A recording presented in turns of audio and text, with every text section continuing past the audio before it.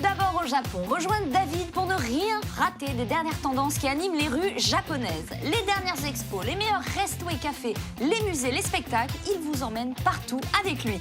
On revient ensuite par chez nous car la rédac vous a préparé une sélection des dernières actus incontournables. C'est parti pour les news.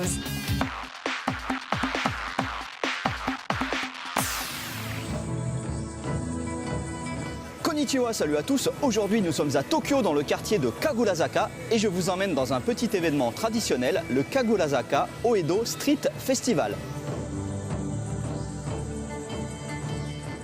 Un petit mot d'abord sur Kagurazaka, car c'est un lieu que j'aime beaucoup, c'est en plein cœur de Tokyo et pourtant c'est assez calme. Alors c'est un mélange de Japon traditionnel et puis d'ambiance un peu hippie baba cool, il y a plein de gens en vélo.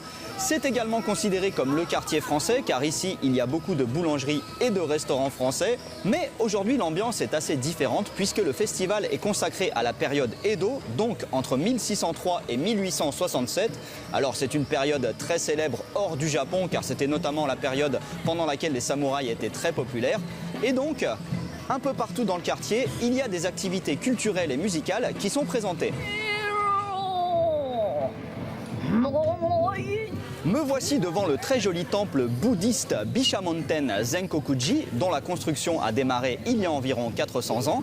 Et là, il y a l'une des scènes principales sur laquelle se déroule essentiellement du rakugo. Alors le rakugo, c'est l'art de raconter des histoires.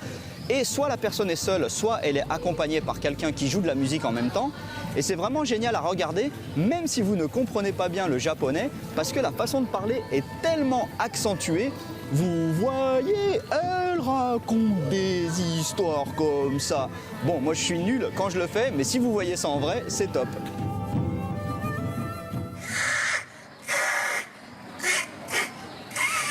Derrière moi, il y a l'un des 3 endroits dans lesquels ont lieu des spectacles de rue. Bon, c'est difficile de vous résumer tout ce que j'ai vu, tellement il y avait de choses intéressantes. J'ai vu notamment un spectacle de marionnettes de l'époque Edo, avec un gars qui faisait bouger un bonhomme et puis aussi un lion. Et d'ailleurs, le lion croquait la tête des gens ensuite pour leur porter bonheur.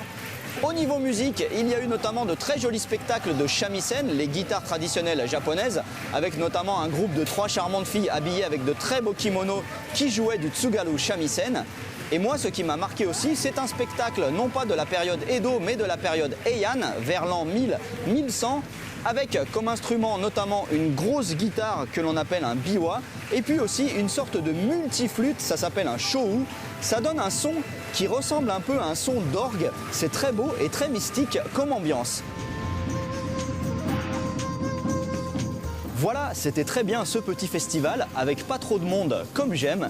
Et bien sûr, comme on est quand même dans le quartier français, je ne pouvais pas rater cette occasion d'acheter du bon vieux pain comme chez nous, parce que souvent, ça me manque. Allez, à plus. Ja, ne.